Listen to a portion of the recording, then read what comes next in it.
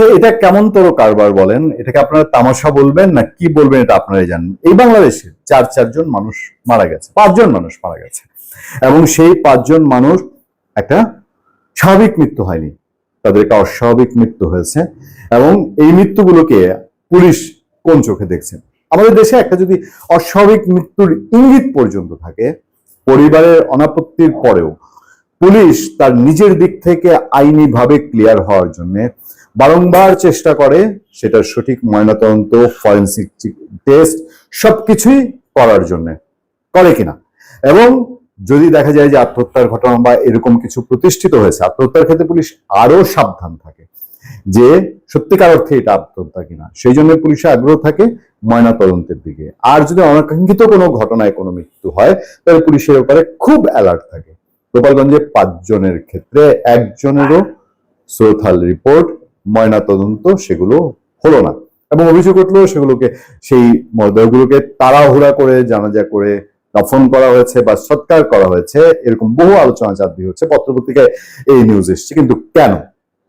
এই সরকারের সময় সবচেয়ে জোরদার যে আলোচনা, তার মধ্যে একটা আলোচনা হচ্ছে যে যেই জুলাই হত্যাকাণ্ড নিয়ে সারা দেশের মানুষ সোচ্চার, এবং জুলাই আগস্টেও সোচ্চার হয়েছিল, মানুষ সহ্য করতে পারছিল না যে আমাদের সন্তানদের, শিশুদেরকে এইভাবে পথে পাখির মতন গুলি করে মারা হচ্ছে। মানুষের বিবেক নড়ে উঠেছিল শেষ পর্যন্ত, সেই সরকারকে মানুষ ভাগিয়ে দেওয়ার মতো করে মাঠে নেমেছিল। পেছনে মেটিকুলাস ডিজাইন হ্যান ত্যান যাই হয়ে থাকুক, মানুষের সেন্টিমেন্টটা তো তখন চলে গিয়েছিল সাবেক সেই সরকারের বিপক্ষে, যে আমাদের সন্তানদেরকে এভাবে আমরা মরতে দেখতে সহ্য করতে পারছি না। সেই মৃত্যুগুলাতেও ময়না তদন্ত নিয়ে ভারী প্রশ্ন উঠেছে, এবং সেই আন্দোলনে যারা সম্পৃক্ত ছিলেন তারাই প্রশ্ন তুলছেন যে কেন ময়না তদন্ত হলো না। জানা যাবে নাকি যে কোন অস্ত্র দিয়ে কোন অ্যাঙ্গেল থেকে কে গুলি করেছিল? পুলিশের হাতে থেকে থাকলে সেই অস্ত্রটা পুলিশের কোন অফিসারের কাছে ছিল, আর যদি পুলিশের হাতে না থেকে থাকে তাহলে এই অস্ত্রটা কার, কোন দেশের, সেই গুলিতে লেখা থাকার কথা। তার থেকে অস্ত্র পাওয়া যাবে, অস্ত্র থেকে ব্যবহারকারী সম্পর্কে ধারণা হবে। সেগুলো কিছুই হলো না। গোপালগঞ্জে এসে নতুন আরেক প্রশ্নের জন্ম দিব। আমরা কেন তামাশার কথা বলছি? তামাশার কথা বলার পেছনে উদ্দেশ্য হলো, আমার সামনে প্রথম আলো তার একটা ভিন্ন আঙ্গিক তৈরি হয়েছে এই সরকারের সময়, তারা একটা ভিন্ন স্ট্র্যাটেজি নিয়ে নিউজ করছেন, যেটা গত 20-22 বছর তারা করেন নাই। তারাও বলছেন গোপালগঞ্জে নিহত 4জনের ময়নাতদন্ত হলো না, কারফিউর সময় বাড়লো। গোপালগঞ্জে এনসিপির জুলাই পদযাত্রা ঘিরে গতকাল সংঘর্ষ পরিস্থিতি অনেকটা শান্ত থাকলেও কারফিউর মেয়াদ বাড়ানো হয়েছে। সেই নিউজে একটা জায়গায় প্রথম আলো এসে বলছে যে 4জনই আইন শৃঙ্খলা রক্ষাকারী বাহিনীর গুলিতে নিহত হয়েছে বলে পরিবারের পক্ষ থেকে অভিযোগ করা হয়েছে। এই 4জনের কারোরই সোথাল ও ময়না তদন্ত হয়নি। সেই নিউজটাতে একটা সিগনিফিকেন্ট জায়গা আছে।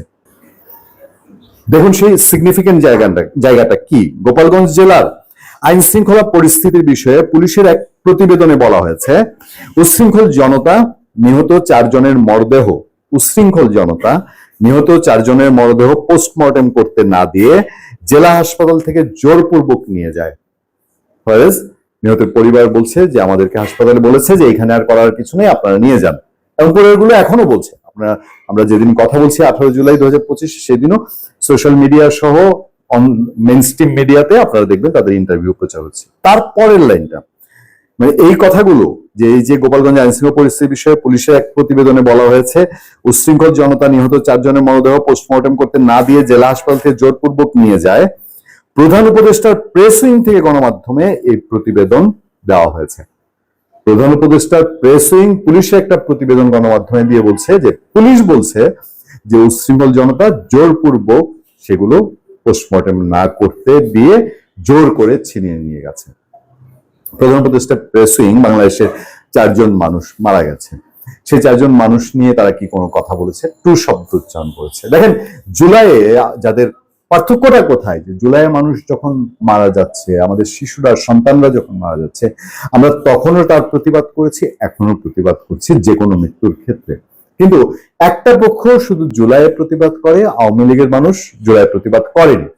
আর এবার এসে জুলাই ঘেঁষা কিছু মানুষ, বা যদি বলেন জুলাইয়ের চেতনা ভুগী কিছু মানুষ, তারা জুলাই হত্যার প্রতিবাদ করে, কিন্তু এখন বাংলাদেশের মানুষ মারা গেলে তারা প্রতিবাদ করে না।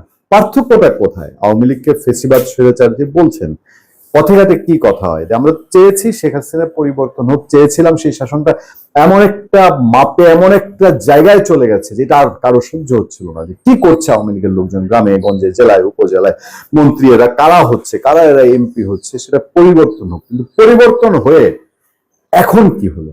পরিবর্তন হয়ে এমন হোক, এইটা কি মানুষ বলছে?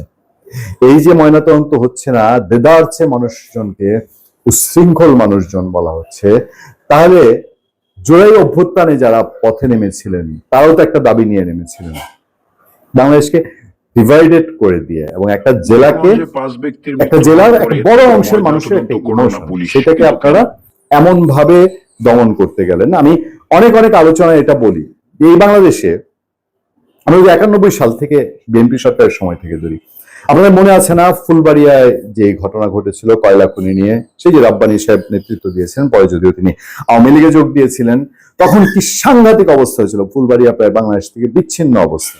বিএনপি গভর্নমেন্ট ক্ষমতায়, বিএনপি গভর্নমেন্টকে কতটা বল প্রয়োগ করতে হয়েছে, সেনাবাহিনী বলেছে যে তারা বল প্রয়োগ করতে বাধ্য হয়েছে, কিন্তু ওইসব আন্দোলনে প্রায় তো দিনাজপুর বিচ্ছিন্ন, ফুলবাড়িয়া বিচ্ছিন্ন হয়ে যাওয়ার মতন একটা উপক্রম, সেই সময়েও কি এখনকার মতো করে 1-2 ঘন্টায় সেটাকে ট্যাকেল দিতে হয়েছে 5-5টি প্রাণের বিনিময়ে এবং অসংখ্য হতাহতের বিনিময়ে।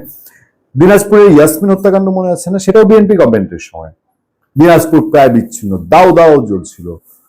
এইসব জেলায় জেলায় বহু ঘটনা ঘটে, আওয়ামী লীগের সময়ও বহু জায়গায় ঘটেছে।